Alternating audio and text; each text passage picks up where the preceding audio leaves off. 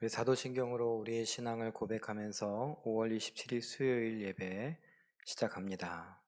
전능하사 천지를 만드신 하나님 아버지를 내가 믿사오며 그 외아들 우리 주 예수 그리스도를 믿사오니 이는 성령으로 잉태하사 동정녀 마리아에게 나시고 본디오 빌라도에게 고난을 받으사 십자가에 못 박혀 죽으시고 장사한 지 사흘 만에 죽은 자 가운데에서 다시 살아나시며 하늘에 오르사 전능하신 하나님 우편에 앉아 계시다가 저리로서 산 자와 죽은 자를 심판하러 오시리라. 성령을 믿사오며 거룩한 공회와 성도가 서로 교통하는 것과 죄를 사하여 주시는 것과 몸이 다시 사는 것과 영원히 사는 것을 믿사옵나이다. 아멘. 우리 5월의 찬양 성령이여 임하소서 메마른 나의 심령 위에 이 시간 찬양합니다. 성령이여 임하소서 메마른 나의 심령 위에 주님의 은혜에 단비 내려 나 흠뻑 적셔 주옵소서. 주의 권세 주의 능력 지금 이 시간 임하셔서 악한 권세 모두 깨뜨리고 주님 나라 임하소서.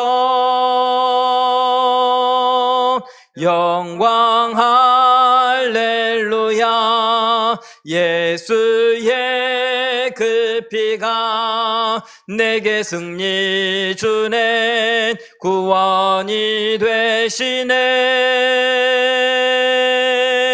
영광 할렐루야. 예수의 이름이 능력되네 소망이 되시네. 처음부터 다시 합니다. 성령이여 임하소서. 성령이여 임하소서. 메마른 나의 심령 위에 주님의 은혜에 단비 내려 나 흠뻑 적셔 주옵소서. 주의 권세 주의 능력 지금 이 시간 임하셔서 악한 권세 모두 깨뜨리고 주님 나라 임하소서. 영광 할렐루야. 예수의 그 피가 내게 승리 주네 구원이 되시네. 영광 할렐루야. 예수의 이름이 능력되네 소망이 되시네. 영광 할렐루야. 영광 할렐루야. 예수의 그 피가 내게 승리 주네 구원이 되시네. 영광 할렐루야. 예수의 이름이 능력되네 소망이 되시네. 할렐루야. 예수님의 피 예수님의 이름이 우리에게 승리요 능력이요 구원이요 소망되는 것을 몸소 경험하시고 또 간증하시는 우리 모두가 되시길 예수님의 이름으로 축원합니다. 우리 찬송가 341장 십자가를 내가지고 주를 따라갑니다. 찬양합니다. 십자가를 내가 지고 주를 따라갑니다. 이제부터 예수로만 나의 보배 삼겠네. 세상에서 부귀 영화 모두 잃어버려도 주의 평안 내가 받고 영생 복을 받겠네. 주도 권역 당했으니 나도 권역 당하리. 예상 사람 간사하나 예수 진실합니다. 예수 나를 사랑하사 빛난 얼굴 보이면 원수들이 미워해도 염려할 것 없겠네. 내가 핍박당할 때에 주의 품에 안기고 세상 고초 당할수록 많은 위로 받겠네. 주가 주신 기쁨 외에 기뻐할 것 무엇냐. 주가 나를 사랑하니 기뻐할 것. 3절 다시 한번 합니다. 내가 핍박 당할 때에 주의 품에 안기고 세상 고초 당할수록 많은 위로 받겠네. 주가 주신 기쁨 외에 기뻐할 것 무엇냐. 주가 나를 사랑하니 기뻐할 것뿐일세. 아멘. 하나님의 말씀은 창세기 2장 22절에서 25절까지의 말씀입니다. 구약성경 3쪽 그리고 자막에 준비되어 있습니다. 창세기 2장 22절에서 25절까지의 말씀 저와 여러분이 교독하십니다. 여호와 하나님이 아담에게서 취하신 그 갈빗대로 여자를 만드시고 그를 아담에게로 이끌어 오시니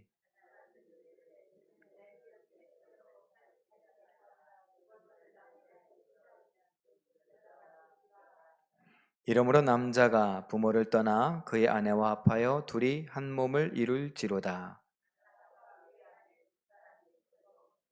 부끄러워하지 아니하니라. 아멘. 오늘 이 본문의 말씀으로 원본을 지켜내는 믿음이란 제목으로 우리가 말씀을 잠깐 생각해 보기를 원합니다. 우리가 읽었던 이 본문의 말씀은 보통 결혼식 주례사 때 목사님들이 하시는 말씀 중에 하나 아닌가. 가장 선호하고 가장 많이 읽혀지고 가장 많이 설교되어지는 결혼식장에서 그 내용이고 설교입니다. 왜 이 이야기를 하냐? 저도 결혼식장에 가면 이 이야기를 합니다. 그 결혼을 하는 사람들에게 하나님께서 결혼이라고 하는 이 제도를 왜 만드셨는가, 또 어떻게 하기를 원하시는가, 이것들을 결혼을 이제 막 하는 부부, 신혼 부부가 되는 사람들에게 알려주고자 하는 것이고, 또 결혼식에 참여한 많은 사람들, 하객들, 축하하시는 분들에게도 다시 한번 상기해보자 라는 의미로 말씀을 드립니다. 그래요. 원본을 지킨다 라고 하는 거 오늘 본문에서도 있지만 결혼에 관한 이야기입니다. 하나님이 이 결혼이라는 원본을 어떻게 만드시고 어떻게 원하시는가, 그래서 우리는 어떻게 해야 하는가, 이런 이야기를 한번 해보려고 합니다. 요즘은 참 이런 이야기 하기가 참 어렵기도 하지만 하나님께서 원하시는 것들에 대해서 한번 이야기를 해보는 것이니 여러분들께서 한번 들어볼 수 있기를 바랍니다. 카운트 컬처라고 하는 책도 이야기를 합니다. 무슨 이야기냐? 이 결혼이 사회적인 이슈가 되고 있고 일반적으로 결혼이라고 하는 제도가 흔들리고 있고 이게 대수롭지 않게 여겨진다라는 것이에요. 그래서 다음과 같은 글이 있는데 제가 조금 수정했지만 한번 읽어볼까요? 시작. 미국 연방 대법원은 2013년 6월 압도적인 다수의 의견을 반영해 결혼보호법을 폐지하였고 2018년 3월 모든 주에서 동성 결혼을 허락하여 전통적인 결혼관을 지지하는 이들은 자연스럽게 인류의 적이 되었습니다. 무슨 말이냐? 미국 연방 대법원에서 2013년 6월에 가정보호법이라고 하는 이전에 있었던 법, 그러니까 가정을 지켜야 된다라고 하는 그 법을 없앴습니다. 폐지했습니다. 이게 시작이 된 거예요. 물꼬가 튀고 나니까 2015년부터 미국에서는 이제 동성 결혼 이거 괜찮다. 이런 이야기들이 많이 퍼져나가게 됐고 2018년이 되니까 미국의 모든 주에서 이젠 동성 결혼, 남자끼리 여자끼리 결혼하는 거 괜찮다. 이렇게 그것이 위법이 아니다. 오히려 합법화했습니다. 그러면 우리 같은 사람들이 이제 곤란하게 된 거죠. 저에게 만약에 찾아와서 목사님, 이제 우리가 결혼을 하려고 합니다. 남자 둘이 찾아왔다고 해요. 그럼 제가 그 여자는 어디 있는데? 아니요, 우리끼리 결혼한다고요. 뭐라고? 남자끼리 결혼한다고? 예. 그래? 더 이상 말을 할 수 없는데 목사님이 주례 좀 해주세요. 이렇게 얘기가 돼요. 그리고 저 같으면 안 해주고 싶어. 못해요. 근데 이젠 법이 바뀌어 차별법이 생겨나 우리나라도 지금 차별법을 통과시키냐 마냐 요게 지금 기로에 놓여 있는데 여기서 차별금지법이 이렇게 통과가 되면 성소수자들, 동성연애하는 사람들을 제가 뭐 한 게 돼요? 차별하게 된 거죠. 이성 간의 결혼은 주례를 해주면서 동성 간의 결혼의 주례를 왜 안 해주냐? 그럼 고발하게 되고 제가 고발하면 이제 고발 때문에 끌려가서 뭐 조사도 받고 또 뭐 얘기하겠죠. 저는 신앙 고백을 하고 막 이야기하겠죠. 말이 통해요? 아, 그거는 목사님 생각이고 목사님은 지금 우리 헌법 몇 조 몇 항에 이 차별금지법이 있는데 이거에 저촉되는 행위를 했으니까 여기에 나온 대로 벌금 얼마를 내든가 아니면은 감옥에 가야 합니다. 뭐 이런 이야기를 하겠죠. 그런 일이 없기를 바라고 있지만 우리는 기독교 국가가 아닌데 무슨 힘이 있을까요? 기독교 국가라고 자부하는 미국도 이런 법이 있는데 기독교가 먼저 생겨났던 유럽도 이미 동성 결혼 이런 것들이 합법화되어 있는데 말이에요. 그림 하나 볼까요? 제가 일부러 찾아봤어요. 이거는 카운트 컬처에 나오는 얘기는 아니지만 제가 관계에 있어서 한번 찾아봤어요. 왼쪽에 있는 대로 동성 결혼 합법화된 국가가 세계에서 28개국 되고 있고 우리나라에서 말하는 이렇게 28개국이나 지금 동성 결혼을 합법화하고 있는데 우리나라도 해야 된다 이런 이야기를 하고 있다고요. 유럽에 있는 서유럽에 있는 많은 나라 대부분의 나라들이 그랬고 아메리카, 미국, 캐나다 그리고 남쪽에 있는 뭐 멕시코 이런 부분의 나라들도 지금 다 합법화하고 있으니까 그런 큰 나라들이 잘 사는 나라들이 그러니까 우리도 따라가야 된다 이런 이야기를 해요. 228개국 중에 200나라는 아직 이야기하지 않고 찬성하지 않았는데 그 200 빼고 28개국이 합법화됐다고 우리도 해야 된다. 이런 이야기를 내세우고 있는 겁니다. 그런가 하면 오른쪽에 위쪽에 보면은 제가 일부러 크게 좀 썼어요. 2015년 2월 26일 날 대법원에서 간통죄가 위헌이다. 그래서 간통죄가 폐지됐어요. 그리고 그 아래 거는 무슨 통계냐라고 하면 이제 결혼에 관한 어떤 여러 가지 통계 자료 중에 아래쪽에 보면 평균 결혼을 하는데 첫 번째 결혼하는 연령이 남자는 33.4세, 그러니까 33세.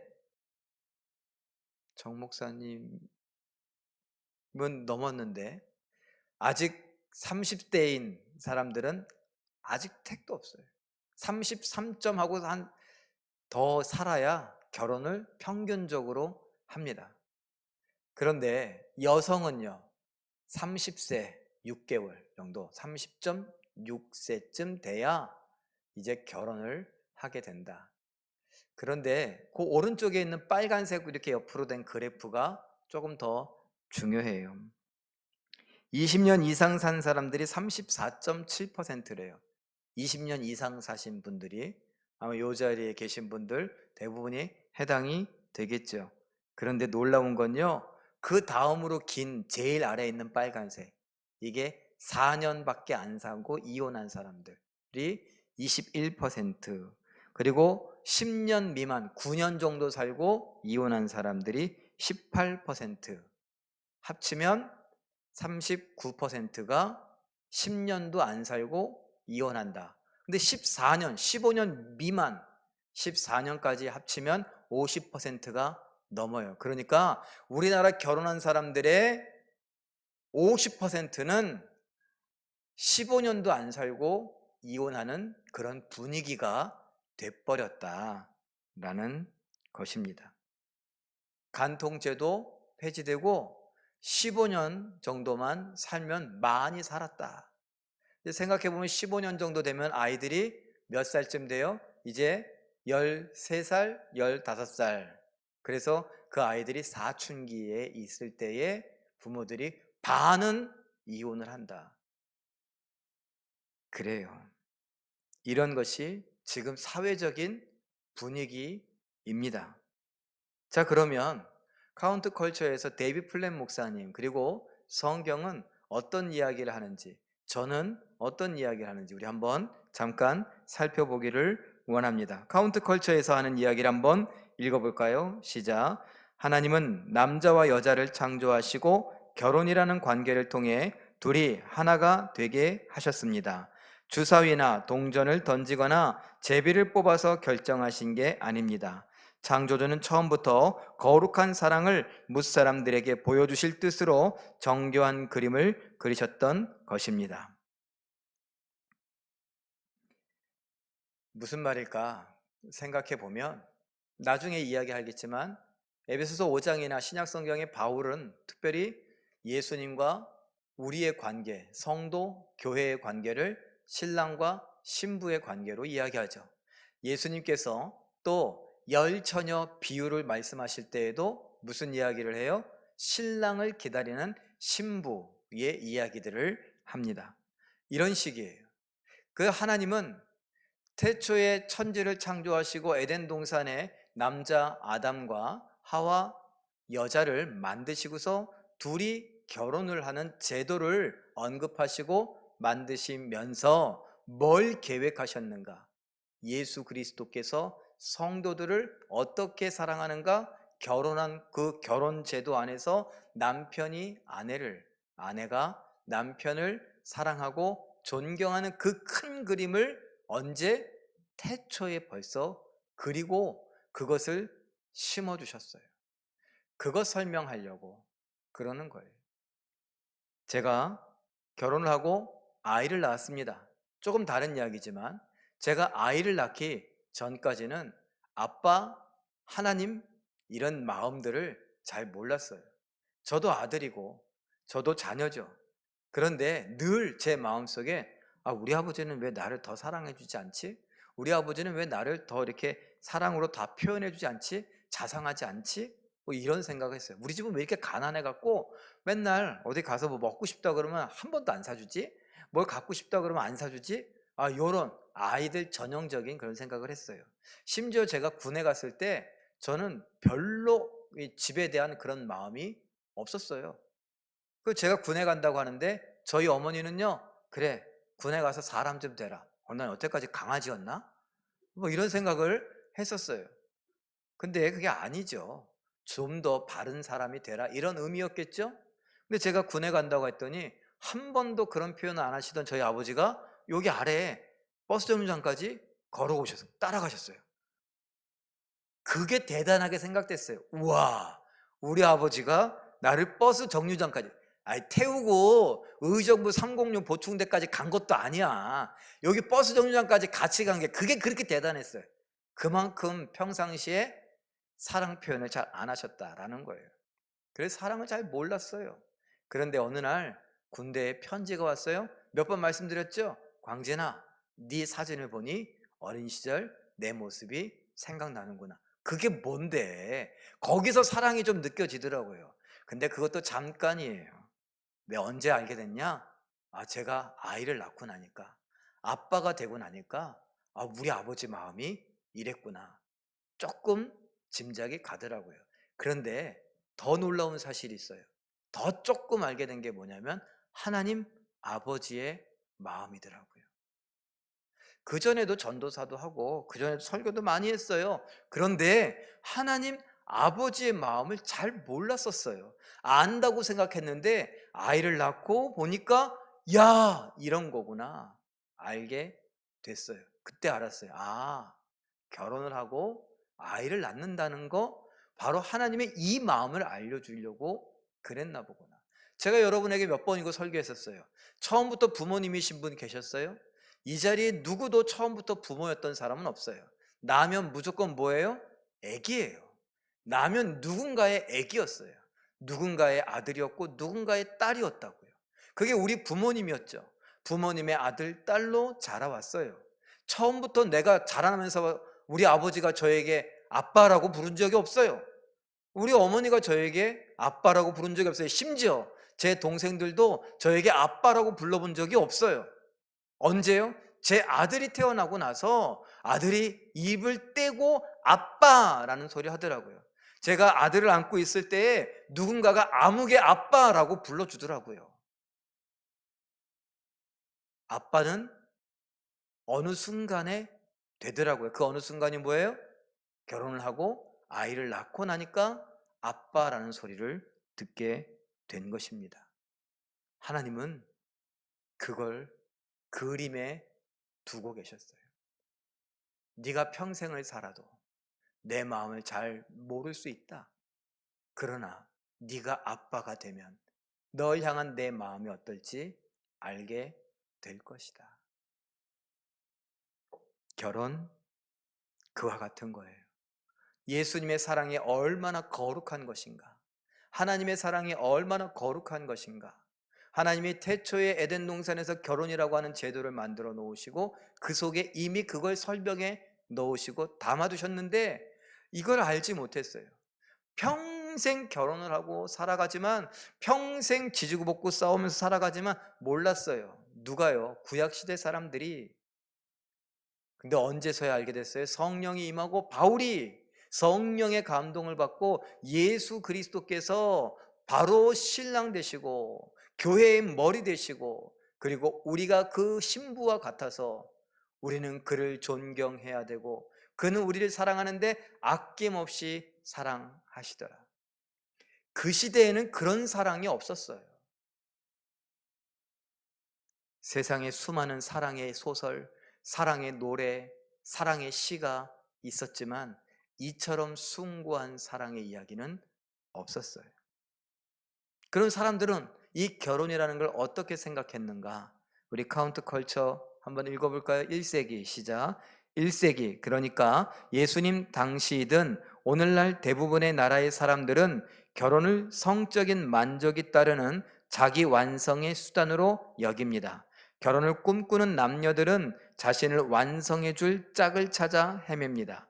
이런 관점에서 보자면 결혼은 그 자체가 목적이 되고 부부간의 성관계는 완성을 축하하는 잔치가 되고 맙니다. 결혼이 뭐라고요? 완성의 목표가 돼버렸어요. 아니, 그런 얘기 있잖아요. 결혼하기 전에는 어때요? 막 예쁘게 화장을 하고, 특별히 여자분들이 예쁘게 화장을 하고 막 그림을 그리고 분장 수준으로 했는데 결혼하고 나서 눈을 떠보니까 깜짝 놀라요. 내가 알던 그 여자가 아니에요. 예? 왜?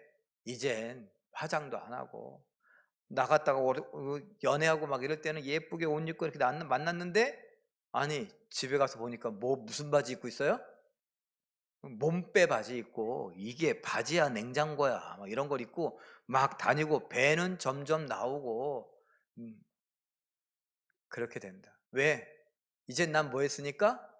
결혼했으니까. 남자도 마찬가지죠. 결혼했으니까 이제 끝났다라는 거예요. 그래서 어떻게 해요? 아내나 남편에게 긴장감을 갖고 설레는 마음, 사랑하는 마음, 사랑하지요. 근데 무슨 사랑이에요? 또 다른 사랑이에요. 이상하죠? 또 다른 사랑이에요. 그래서 이젠 뭐 둘만의 뭐가 없어요? 목적이 없어요. 목표가 없어요. 그래서 함부로 대하고 말하고 그렇게 살아가죠. 남편이 아내를, 아내가 남편을. 왜요? 난 결혼했으니까. 나는 우리 둘의 뭘 이루었어요? 목적을 이루었으니까.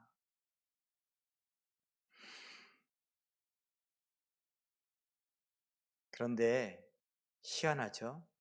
이런 사고방식을 갖고 살았던 우리들, 그리고 우리들의 자녀들은요, 이젠 그 목적마저도 우리가 말하기 거북스러운 그 이야기들, 여기 얘기했잖아요. 데이비드 플랫 목사님은 결혼이 목적이 되면 그 목적을 이룬 기쁨으로 잔치를 벌이는 게 뭐예요?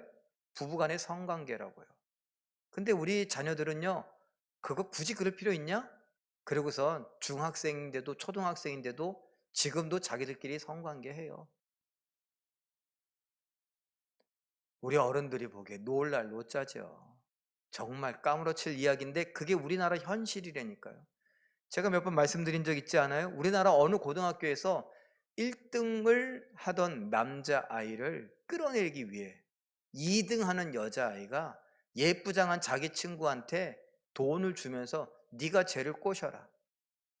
그래서 그 아이를 꼬시고 그 꼬시는 끝에 성관계도 하고, 그 얘가 홀딱 넘어갔어요. 남자애가 성적이 올라가요, 내려가요? 내려가죠. 그리고 나서 이제 목표를 이루니까 어떻게 해요? 돈을 지불하고 너 고마워 수고했어. 걔가 1등 했어요. 여자애가. 남자애는요 2등이 아니라 이제 점점 추락해요. 걔 엄마가 여자친구를 만나서 제발 우리 아이 좀 살려달라고 만나주라고. 아 됐다고. 그러는 시대예요. 그거 미국에서 있었던 일이나 일본에서 있었던 일이 아니라 우리나라에서 있었던 이야기예요.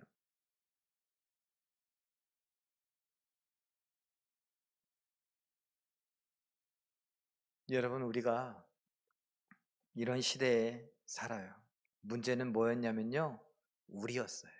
결혼이 목적이 돼버렸던 우리. 그러면 하나님은 어떤 걸 원하셨는가? 데이비드 플랫 목사님의 이야기를 한번 읽어볼까요? 그러나 시작. 그러나 하나님은 목표가 아니라 목표를 이루는 수단으로 결혼을 설계하셨습니다. 인격적인 즐거움이나 성적인 기쁨은 거룩한 계획의 일부일 뿐입니다. 주님은 더 크고 위대한 구원의 실제를 보이기 위해 결혼 제도를 만드셨습니다. 예. 목표를 이루는 수단이 아니, 이 수단, 또 과정이에요. 과정이어야 되는데 목표가 돼버렸으니까 문제예요. 근데 말해요. 아니다. 목적도 목표도 아닌 목표를 이룰 수단이다. 그래서 저 어릴 적에 그런 이야기들을 했어요. 결혼을 하는데 결혼은 뭐예요? 결혼은 나 혼자 하나님께 영광 돌려드리는 것, 그걸 넘어서서 우리 둘이 함께 하나님을 영광롭게 하고 하나님께 영광을 돌려드리는 것이다. 이런 것이었는데 요즘엔 이런 얘기도 잘 안 해죠. 청년들은 물어요. 꼭 결혼해야 하나님께 영광 돌려드리냐고. 예, 결혼 안 하고도 하나님께 영광 돌려드릴 수 있어요. 그러나 사랑이라고 하는 것, 그 사랑 속에 결혼을 염두에 둔다면 그 결혼은 하나님께 영광 돌려드리는 결혼이어야 한다. 나 혼자가 아닌 우리 같이, 우리 가정이 함께 하나님께 영광 돌려드려야 한다라는 것이죠. 그런데 우리 신앙의 1세대 어르신들, 뭐 1세대, 2세대, 3세대까지 지금 막 오고 있는데 그때까지 그런 거 잘 몰랐어요. 옛날 어르신들 그냥 결혼하면 하라고 하니까 하고 그냥 갑자기 그냥 결혼하게 되고 뭐 그런 거예요. 그냥 눈이 많은 첫눈에 반해서 결혼하고 뭐 괜찮으니까 결혼하고 그랬어요. 옛날에 누가 연애 결혼했어요? 연애하면 난리 났죠. 그래서 어떻게 했어요? 부모님이 짝지어 주는 사이로 그냥 너 이 집안에 누구하고 결혼해라 그러면 그냥 그런 줄 알고 결혼을 했죠. 그런데 그중에 어떻게 하나님께 영광 돌려드리 이런 걸 하겠어요? 교회를 나오게 됐어요. 주로 누가 먼저 나와요? 여자분들이 먼저 나오죠. 아내가 먼저 나와요. 그런데 아내가 먼저 나와서 이런 걸 듣고 아 그렇구나 라고 했는데 남편은요 생각도 없어요. 우리나라에 뭐가 있었어요? 남존 여비의 생각들이 팽배했었어요. 그리고 남자는 하늘이고 남편은 하늘이고 아내는 땅이에요. 뭔 말이 그렇게 많어. 집안 살림이나 잘하면 됐지. 돈 벌어다 주고 돈으로 유세 떨었어요. 내가 돈을 갖다 주니까 돈으로. 그래서 요즘은 어때요? 같이 맞벌이 하죠. 그래서 요즘에는요 돈 더 많이 버는 사람이 더 세요 집에서. 그런 시대가 되어가고 있어요. 왜? 우리 부모들 세대 속에 생각 속에 그런 생각들이 늘 있었거든요. 교회를 다녀도 늘 그랬거든요. 지금 이 시대는 뭐가 힘이에요? 돈이 힘이니까 부부간에도 돈이 힘이에요. 내가 더 많이 벌면 네가 더 살림을 하던가 네가 더 뭘 하던가 이런 식으로 사고방식을 갖게 되었어요. 우리나라 어르신들은 뭐 했어요? 남자는 무슨 일 한다고요? 바깥일. 바깥일은 크고 중한 일. 그런데 아내는요? 무시당했죠. 근데 제가 신방을 여러 군데 다녀보면서 얻은 결론은 바깥에서 아무리 크고 중요한 일 한다고 큰 소리 빵빵 쳐도 지금 밥 먹고 다닐 수 있는 거는 아내밖에 없더라고요. 아내가 어떻게 했습니까? 집을 지켰어요. 그러니까 큰일 한다고 막 돌아다니다가 돌아올 집이 있는 거예요. 그 집 안 지켰으면 돈, 돈도 어디 갔는지 모르고 자식들도 어디 갔는지 모르고 다 그러더라고요. 그러니 큰 소리 칠 것도 없어요. 바깥 일이 중요해요? 큰 일이 있어요? 아니요. 우리가 함께 하는 일들이죠.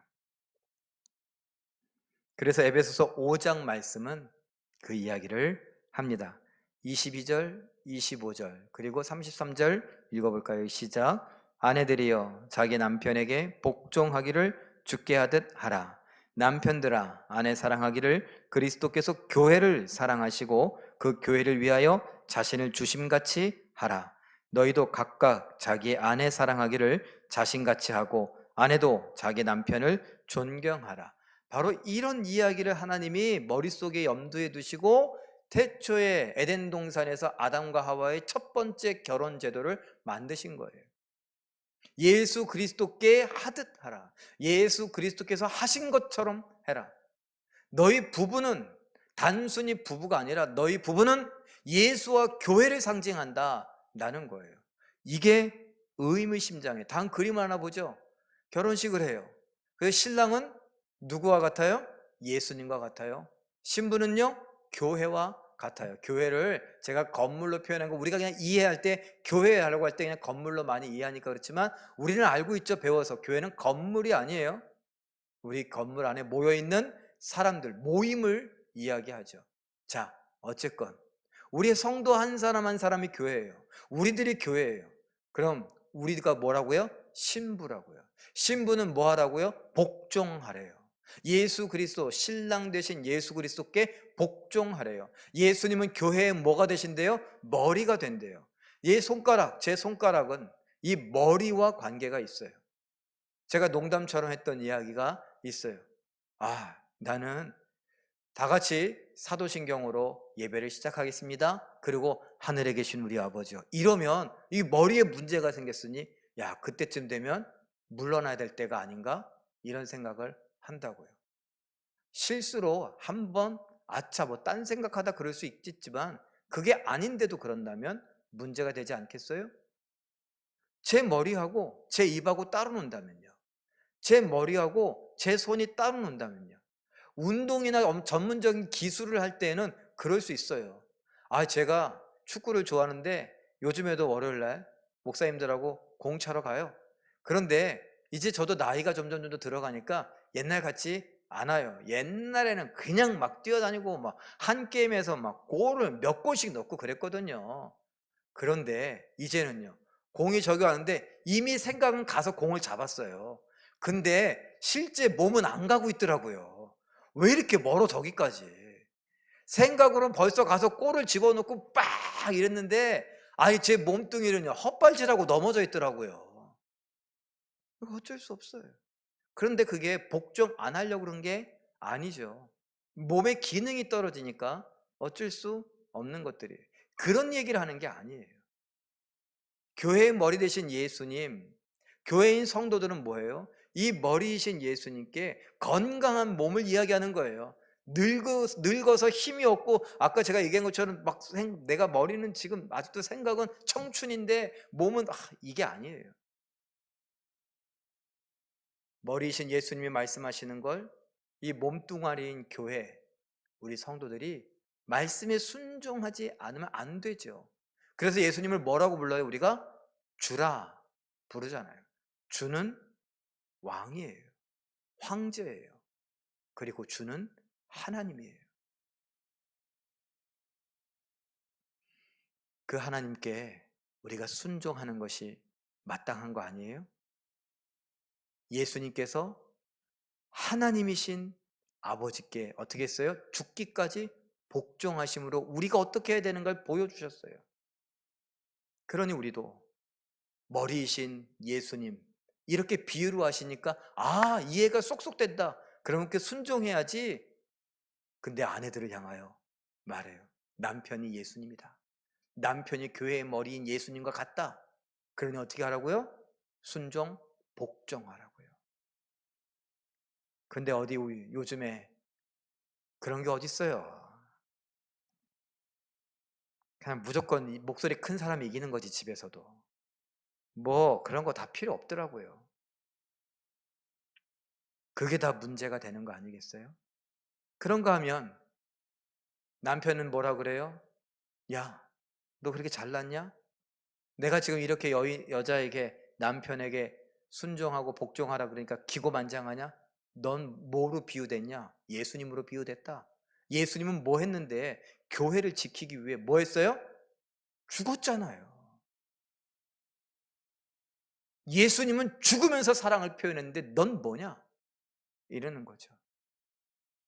그 우리나라 유교 사상에 젖어 있는 우리나라 남편들에게 다 들어야 되는 거 아니에요?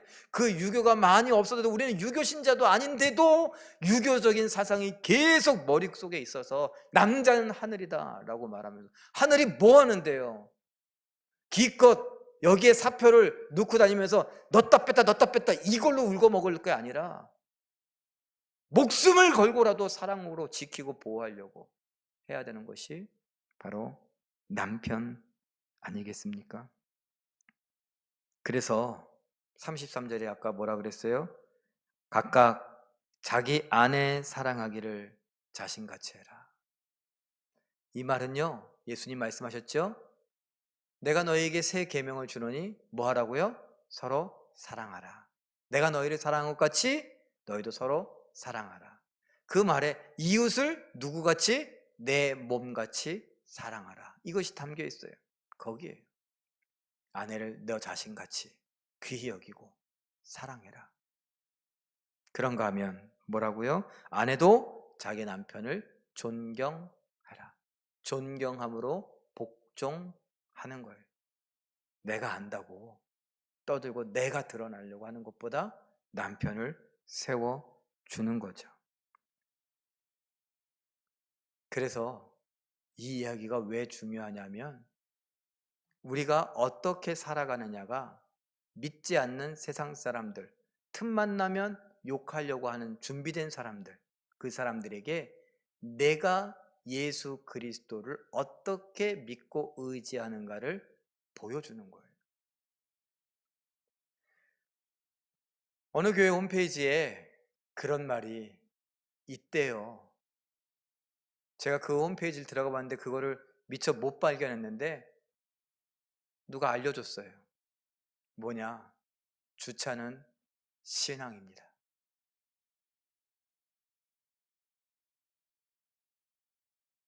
대부분의 교회에 주일날 뭐가 문제예요? 주차장이 문제예요.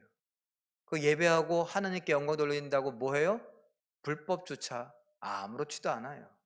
거기에 써 있어요. 써 있대요. 구역 외 주차는 불법입니다. 그 교회 센 교회예요.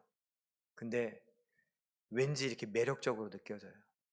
하려면 제대로 해야지. 우리 교회도 써붙여야 될 것 같아요. 구역 외 주차는 불법입니다. 그러니까 불법을 저지르지 마십시오. 세상 사람들은 교회에 뭔 중요한 일이 있어요? 제가 여기 앞에 길 건너 여기 앞에 그 조이 빌딩의 경비 아저씨한테 우리 부활 감사 주일날 날달걀 갖다 드리면서 설명하려니까 제가 뭐라고 그랬게요? 아저씨, 오늘 저희 교회는 부활 주일로 지켰어요. 부활 주일은 우리가 평상시에 생각하는 교회 잔칫날인데 교회 추석이나 교회 구정과 같은 날이에요. 아, 그래요? 예. 그래서 우리가 오늘 준비했는데 이거 선물이에요. 그러니까 그러냐고. 부활절이 뭔지, 크리스마스는 예수님 오신 달이라고 알죠, 사람들이. 근데 부활절이 뭔지 대충 알겠어요? 몰라요. 관심도 없어요. 우리가 예배 드리는 게 그 예배가 무슨 의미인지 그 사람들이 뭐가 중요해요. 그러니까 이 코로나19 때문에 어떤 교회가 미리 진작에 모여갖고 코로나 터졌다니까 막 교회를 욕하는 거예요. 모이지 말라니까 말을 그렇게 안 듣는다고. 그 교회는 왜 모였을까요? 모여서 하나님 앞에 예배 드리는 걸 소중히 여겼던 거죠. 그럼 우리 교회는 안 모여서 안 소중히 여기냐? 아니요, 우리도 소중히 여기는데 우리는 또 다른 마음으로 배려하는 마음을 갖자. 이것이 사랑이다 라고 이야기를 했던 거죠. 근데 우리는 그 교회들이 이해가 돼요. 그런데 세상 사람들은요, 이해가 안 돼요.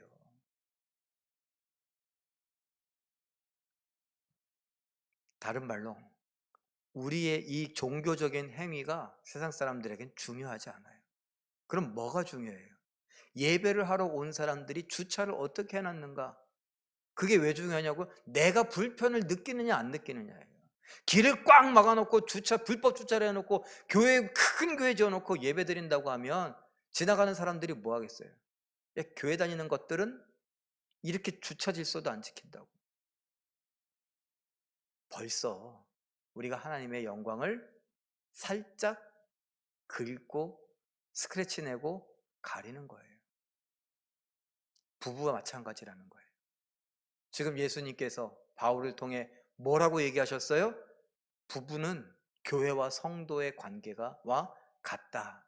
그러면 사람들은 부부를 보는 게 아니라 예수님이 교회를, 성도를 어떻게 대하는가, 성도가 예수님을 어떻게 대하는가, 뭘 보고 알아요? 부부가 어떻게 살아가는가를 보고 안다는 거예요. 다음 글들을 한번 읽어보죠. 남편들에게 하는 이야기예요. 시작. 남편들은 아내를 사랑하는 방식을 통해 사방에서 지켜보는 세상의 눈앞에서 그리스도를 선명하게 제시해야 합니다. 아내를 함부로 대하거나 무시하고 버리면 예수님은 자신의 백성들을 학대하고 교제하기를 싫어하며 저버리는 분이라고 세상에 설명하고 외치는 꼴이 되고 맙니다. 그런 의도는 아니었어요. 그런데 그런 결과라는 거예요. 아내들에게 하는 말입니다. 읽어보죠. 시작. 아내들은 남편을 존중함으로 그리스도를 드러내야 합니다. 에베소서 5장 33절에서 아내도 자기 남편을 존경하라고 하신 말씀은 여성에게 사랑받고자 하는 마음이 있는 것 못지않게 남자에게 존경받고 싶은 욕구가 있음을 가르치고 있습니다. 그래서 남편을 뭐 하라고요? 존중하라고요. 누가 누구에게 하듯이? 성도, 교회가 예수 그리스도께 하듯이. 세상 사람들이 아내가 남편의 존경을 표하고 그것으로 순종하는 모습을 보여주면 어떻게 해요? 야, 성도들은 저렇게 예수님께 순종하고 존경을 표하는 거구나. 알려주는 것과 같다라고 비유로 이야기하고 있는 것입니다.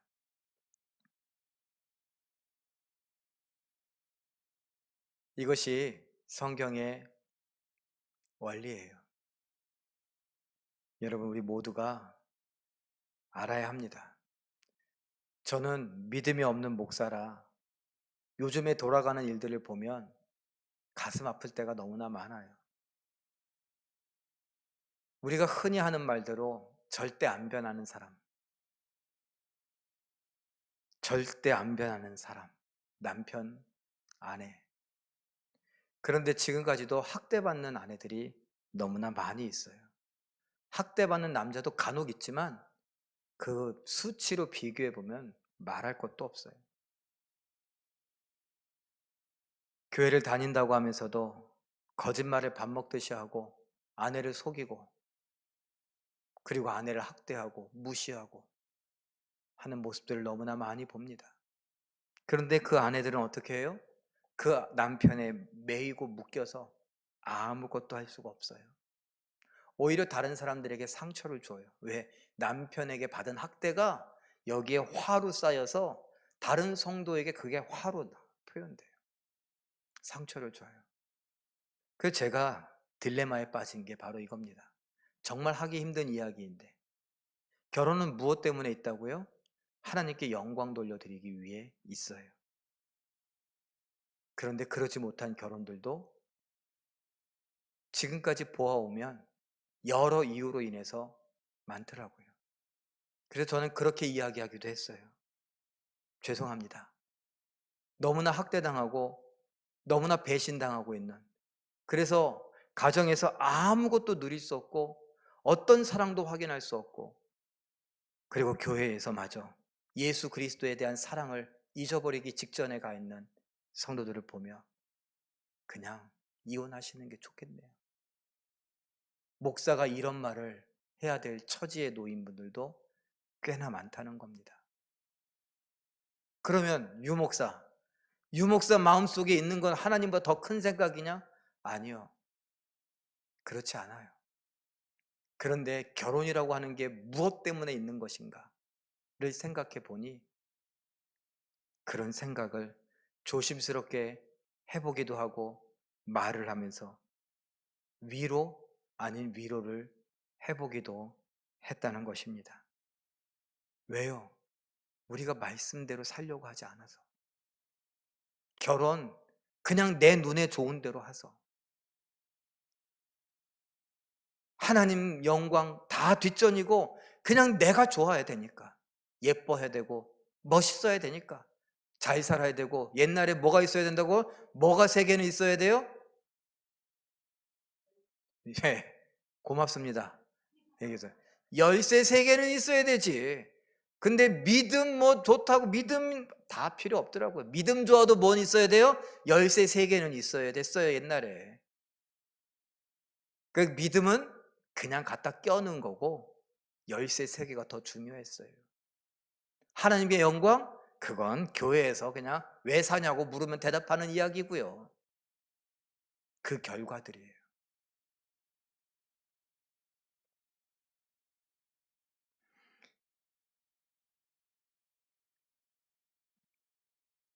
여러분, 우리가 왜 사는가 잘 생각해 봐야 합니다. 그리고 세상이 얼마나 악한가, 나는 세상에 얼마나 속으면서 살아가는가 잘 알아야 합니다. 어떨 땐 정신을 바짝 차려야 합니다. 어떨 땐 말씀을 조금 더 심도 있게 봐야 합니다. 그냥 대충 살아서는, 그냥 사돌대로 살아서는 하나님께 영광? 그건 그냥 이야기, 말뿐밖에 안 되고 세상 사람들에게 하나님께 영광 돌려드리는 모습을 보여주지 못하게 됩니다. 카운트 컬처의 이야기를 한 번 더 읽어볼까요? 하나님이 시작. 하나님이 설계하신 결혼은 너무도 기가 막히고 만족스러워서 인간들이 만들어낸 것으로는 감히 견줄 수조차 없습니다. 어떤 식으로든 인간이 손을 대고 조작할수록 만족을 얻기는 점점 더 어려워집니다. 오로지 결혼을 고안하신 하나님만이 궁극적인 만족을 주실 수 있기 때문입니다. 결혼은 누가 만들었다고요? 하나님이 만드셨다고요. 하나님은 뭘 원한다고요? 남자와 여자가 부모를 떠나 한 몸이 되어서 살아가되, 누가 예수 그리스도께서 누구를, 성도들을, 교회를 자기 몸 버려가며 사랑하는 것처럼 사랑하기를 원하시고, 그리고 이 둘이 마치 누가, 성도가 누구를, 교회를 존경하고 사랑해서 뭐하는 것처럼, 복종하는 것처럼, 그렇게 사랑하고 복종하며 구원의 계획을 깨닫고 그 하나님의 마음을 알고 그 구원의 가치를 알고 예수님과 우리의 관계를 알고 그 사랑의, 거룩한 사랑을 깨달아 무엇을, 하나님께 영광을 돌려드리기를. 세상 사람들 누구도 그렇게 생각하지 않는데 우리는 그렇게 생각하고, 세상 사람들 누구도 그렇게 살아가지 않는데 우리는 그렇게 살아가고자 하는 것, 그것이 우리의 삶의 모습이어야 한다라는 것입니다. 창세기 2장 24절 말씀 한 번 더 읽어볼까요? 시작. 남자가 부모를 떠나 그의 아내와 합하여 둘이 한 몸을 이룰지로다. 에베소서 5장 33절도 읽어봅니다. 시작. 너희도 각각 자기 아내 사랑하기를 자신같이 하고 아내도 자기 남편을 존경하라. 하나님이 정하신 대로 남편이 아내를 사랑하고 아내가 남편을 존경하며 하나님께서 우리에게 베풀어 주신 창조와 구원의 놀라운 계획들을 깨달아 알고 하나님께서 우리를 향한 얼마나 크고 놀라운 사랑들이 있는가를 깨달아 알아 세상 사람들에게 우리 가정이 그 모습으로 하나님께 영광 돌려드리며 그 사랑을 보여주고 소개해 줄 수 있는 우리 모두가 되시길 예수님의 이름으로 축원합니다. 우리 잠깐 같이 기도하죠. 복음의 아름다움과 성경적 결혼관의 증인으로 살게 하시며 특별히 우리나라의 동성 결혼과 관련한 정부 관계자들, 죄송합니다. 정의당의 심상정 의원이 이 동성 결혼을 찬성하고 합법화해야 된다고 외치고 있는데, 이런 생각이 성령의 감동을 받아서 사라지게 하여 주시옵소서. 믿음으로 순종하며 미자리 교회와 선교사, 도움이 필요한 이웃 성도를 돕고 시험에 들지 않는 우리들을 되게 해달라고 이 시간 한번 합심해서 기도하고 주기도문으로 모든 예배를 마치겠습니다. 사랑이 많으신 아버지 하나님, 감사합니다. 하나님께서 성령으로 역사하여 주시고 이 시간 우리에게 주신 이 말씀들, 성경의 말씀들이 우리의 마음까지 흘러들어가게 하여 주시옵소서. 아버지 하나님, 복음이 얼마나 아름다운 것인가 깨달아 알게 하여 주시고 우리에게 허락되어진 결혼 제도가 얼마나 귀하고 가치 있고 아름다운가를 알게 하여 주시옵소서. 특별히 우리 성도들 성경적 결혼관을 갖게 하여 주시옵소서. 이미 결혼한 자들도 성경적으로 어떻게 가정을 지켜가고 사랑하고 존중하고 존경하며 갖고 갈 수 있을까 생각하게 하여 주시고, 우리 결혼 생활로 우리 가정으로 인하여 아버지 하나님의 놀라운 복음을, 사랑을, 생명을 증언하는 증인의 삶을 살게 하여 주시옵소서. 이 땅에 아버지 하나님 동성 결혼과 관련하여서 정부 관계자들이 실현을 하지 않게 하시고 동성 결혼을 합법화하는 일을 하나님께서 막아주시기를 바라고 원하옵나이다. 아버지 하나님께서 성령으로 역사해 주시고 특별히 정의당의 심상정 의원도 저의 마음을 하나님께서 돌려주셔서 성령의 감동으로 돌려주셔서 동성 결혼이 얼마나 죄악된 것인가 저들의 아버지 하나님 알게 해주시고 법안이 통과되는 것을 막을 수 있게 해주시기를 간절히 바라고 원하옵나이다. 하나님 도와주시옵소서. 믿음으로 순종하여 미자리 교회와 선교사와 도움이 필요한 성도들과 이웃을 돕기를 원하는 우리 교회에 우리 성도들을 불쌍히 여겨주시고 사탄이 이 선한 일에 끼어들지 못하게 하시며 시험에 드는 사람이 없도록 하나님 붙잡아 주시옵소서. 기도하며 준비하고 있사오니 성령께서 역사하여 주시고 이 선한 일에 승리한 우리 모두 되게 하여 주시기를 간절히 바라고 원하옵나이다. 하나님 도와주시옵소서. 주께서 함께 하심에 감사와 찬양을 드리옵나이다. 사랑의 하나님, 오늘 선포된 말씀들이 우리 귀와 우리의 가슴에 있게 하여 주시고 이 말씀이 우리의 가정을 또한 우리 자녀들의 가정을 지켜가는데 쓰임받게 하여 주시옵소서. 아버지 하나님, 우리 모두가 하나님께 영광 돌려드리길 원하여 시작한 인생이온데 하나님께 제대로 한번 영광 돌려보기를 원하옵나이다. 나 혼자서, 때론 둘이서, 때로는 셋, 넷, 다섯이서 함께 힘을 모아 하나님께 영광 돌려드리기를 원하오니 하나님 도와주시옵소서. 우리로 인하여 하나님 홀로 영광 받아주시기를 바라고 원하오며 예수님의 이름으로 기도하옵나이다. 아멘. 하늘에 계신 우리 아버지여, 이름이 거룩히 여김을 받으시오며 나라의 임하옵시며 뜻이 하늘에서 이룬 것 같이 땅에서도 이루어지이다. 오늘날 우리에게 일용할 양식을 주옵시고 우리가 우리에게 죄 지은 자를 사하여 준 것 같이 우리의 죄를 사하여 주옵시고 우리를 시험에 들게 하지 마옵시고 다만 악에서 구하옵소서. 대개 나라와 권세와 영광이 아버지께 영원히 있사옵나이다. 아멘. 말씀과 기도로 승리하시는 기적의 주인공 되시길 예수님의 이름으로 축원합니다.